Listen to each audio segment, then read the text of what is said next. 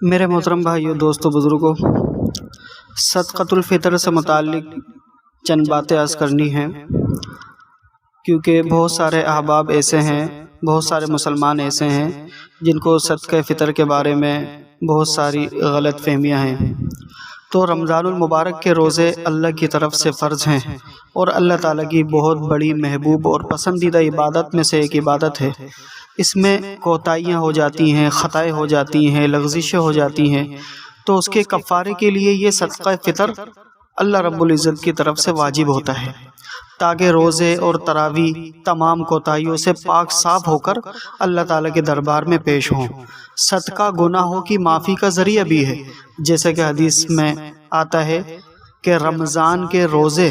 آسمان اور زمین کے درمیان لٹکے رہتے ہیں جب تک کہ صدقہ فطر ادا نہ کیا جائے۔ اسی طرح فطرہ ادا کرنے سے معاشرے پر یہ نیک اثر بھی پڑتا ہے کہ اس کی وجہ سے غریب، فقراء اور مساکین بھی کم از کم عید کے دن اپنی روزی کمانے سے بے فکر ہو کر وہ دوسرے مسلمانوں کے ساتھ عید کی خوشیوں میں شریک ہو جاتے ہیں۔ اس لیے آپ علیہ الصلوۃ والسلام نے نماز عید سے پہلے، یعنی عید الفطر کی نماز سے پہلے صدقہ فطر ادا کرنے کا حکم دیا ہے۔ حضرت عبداللہ ابن عباس رضی اللہ تعالی عنہما نے فرمایا کہ نبی کریم صلی اللہ علیہ وسلم نے روزے دار کو بیہودہ اور فحش باتوں سے پاک کرنے کے لیے اور فقراء اور مساکین کو کھلانے کے واسطے صدقہ فطر لازم کیا ہے۔ لہذا جو شخص اس کو عید کی نماز سے پہلے ادا کرے گا تو اللہ تعالیٰ کے نزدیک بہت مقبول اور پسندیدہ صدقہ کہلائے گا، اور جو شخص نماز عید الفطر کے بعد ادا کرے گا تو وہ دوسرے صدقوں میں سے ایک صدقہ تو ہے، یعنی اس کا ثواب دوسرے صدقوں کے برابر ملے گا۔ اسی طرح حضرت جریر بن عبداللہ رضی اللہ تعالی عنہ سے مروی ہے کہ آپ علیہ الصلوۃ والسلام نے فرمایا کہ رمضان کے روزے آسمان اور زمین کے درمیان معلق رہتے ہیں، یعنی آسمان کی طرف نہیں اٹھائے جاتے، ہاں جب صدقہ فطر ادا کر دیا جائے۔ اسی طرح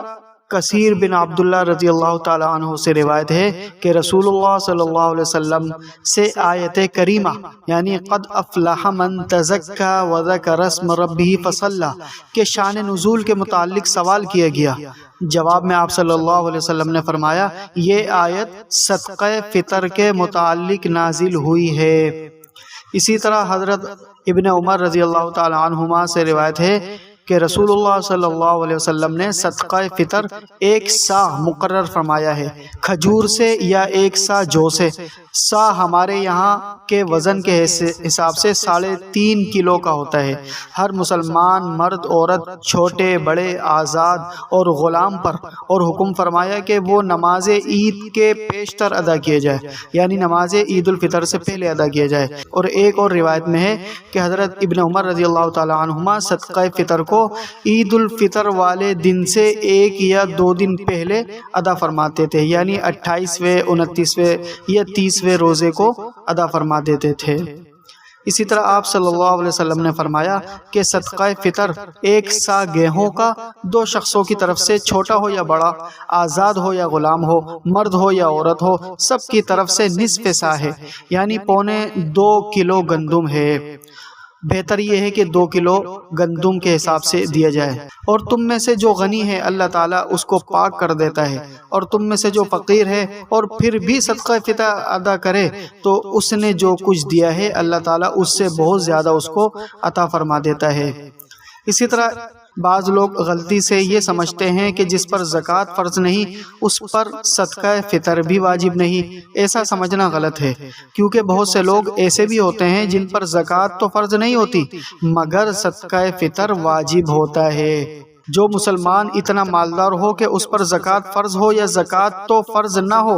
لیکن اس کی ملکیت میں ضروری سامان سے زائد اتنا سامان ہو کہ اس کی قیمت 52.5 تولہ چاندی کی قیمت کے برابر ہو یا اس سے زیادہ ہو تو اس پہ صدقہ فطر واجب ہے، چاہے وہ سامان تجارت کا ہو یا تجارت کا نہ ہو۔ مثلا گھریلو سامان ضرورت سے زائد ہو اور چاہے اس پہ پورا سال گزرا ہو یا نہ گزرا ہو۔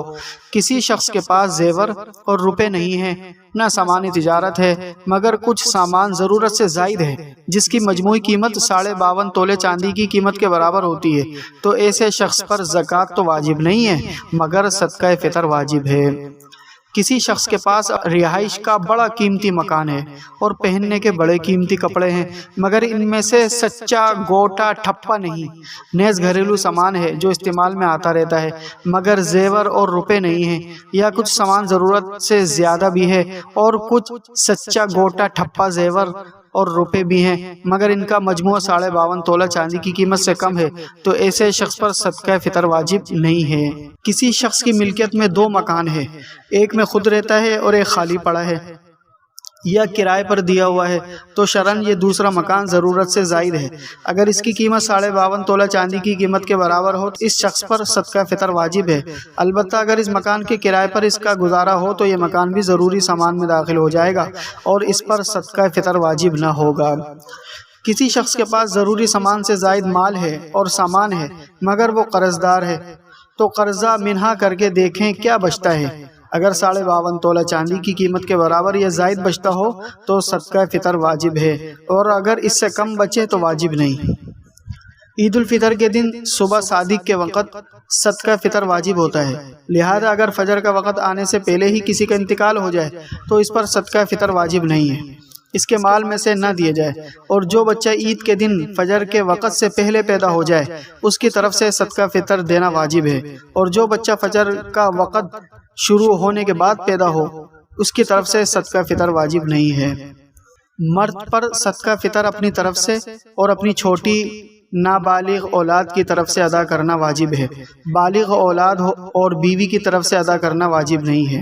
اگر بیوی یا بالغ اولاد کے پاس اتنا مال ہو کہ جس سے صدقہ فطر واجب ہوتا ہے تو وہ اپنا صدقہ فطر خود ادا کریں،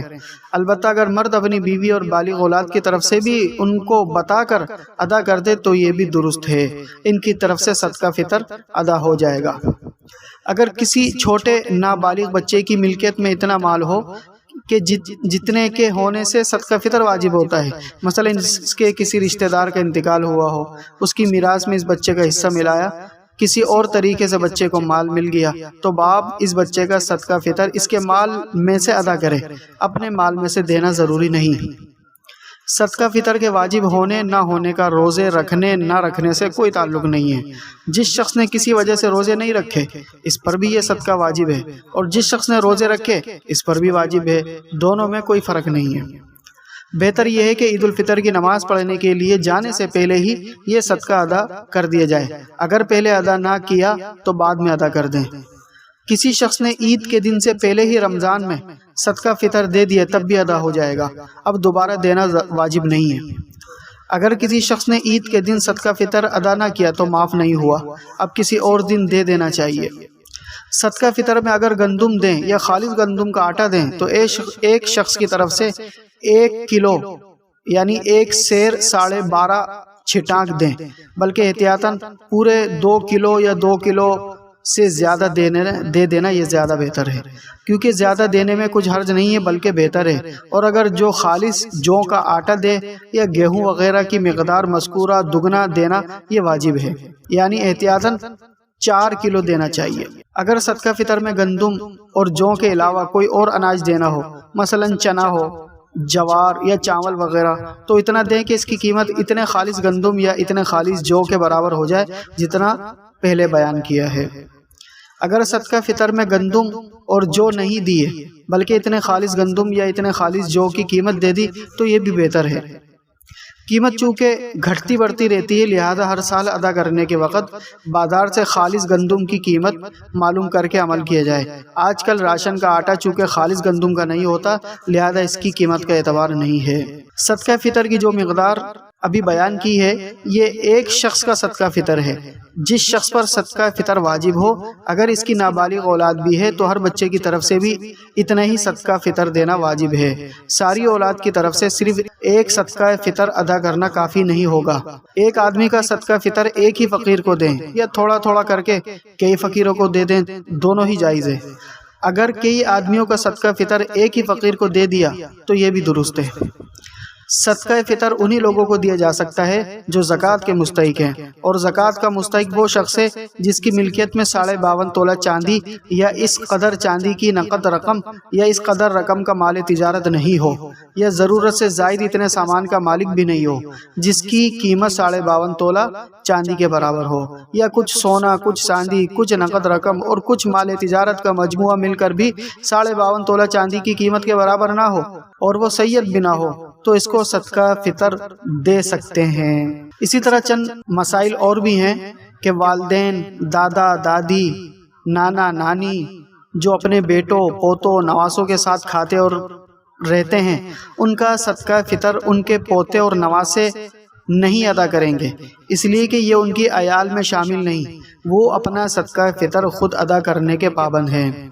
اسی طرح چھوٹے بہن بھائی جو اپنے بڑے بھائی کے ساتھ کھاتے پیتے ہیں اور رہتے ہیں، ان کا صدقہ بھی اس پر واجب نہیں ہے، وہ خود ادا کریں گے۔ اسی طرح صدقہ فطر سے کسی بھی ملازم کی تنخواہ نہیں دی جا سکتی، کسی میت کی تجہیز و تکفین بھی نہیں کی جا سکتی، کسی مسجد کی تعمیر بھی نہیں کی جا سکتی، مسجد کے مؤذن یا امام کو ملازمت کے معاوضے میں بھی صدقہ فطر ادا نہیں کیا جا سکتا۔ اسی طرح مدرسے کے معلم کا معاوضہ صدقہ فطر سے دینا بھی جائز نہیں ہے، نہ ہی صدقہ فطر سادات کو دیا جا سکتا ہے۔ اسی طرح فقیروں، مسکینوں، قرض داروں، متعلمین، مسافر، مجاہدین، بیواؤں، یتیم، بچے بچیوں اور جو سید نہ ہو وہ صدقہ فطر کے شرعاً مستحق ہیں۔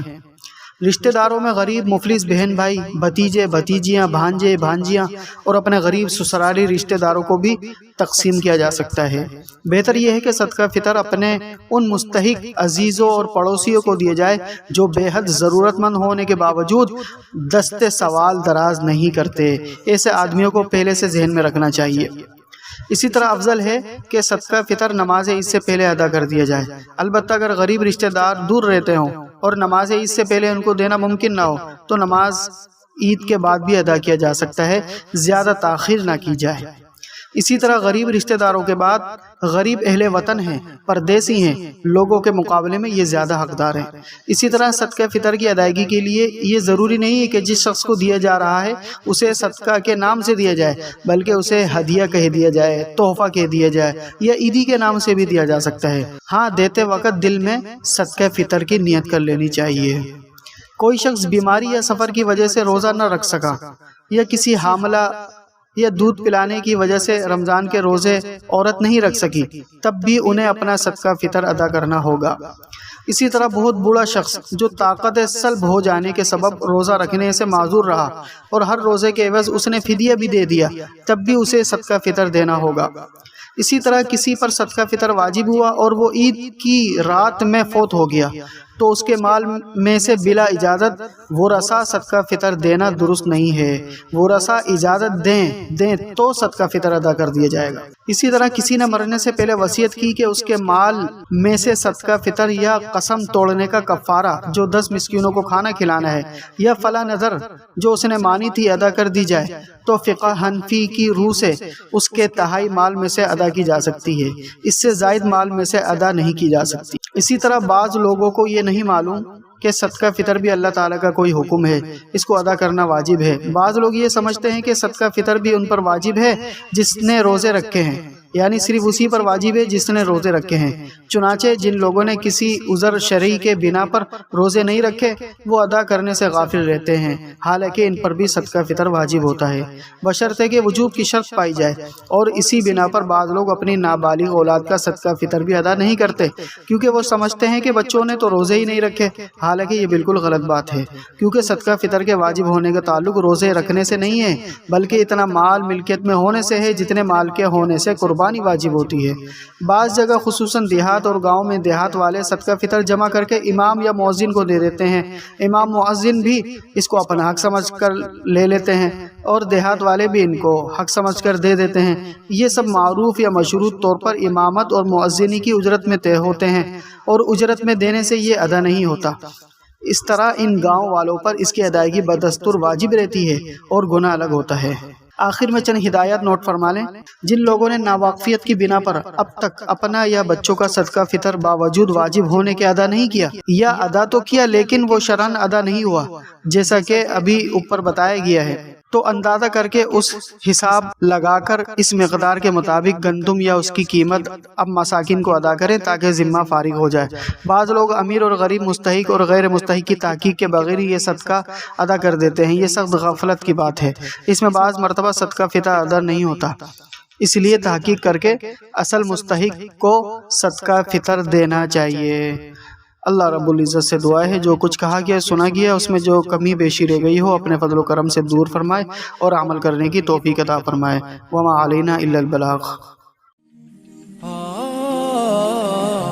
درس قرآن، درس حدیث، اصلاحی بیانات، فقہی مسائل اور وظائف کے لیے مفتی ابو بکر انصاری کے چینل کو سبسکرائب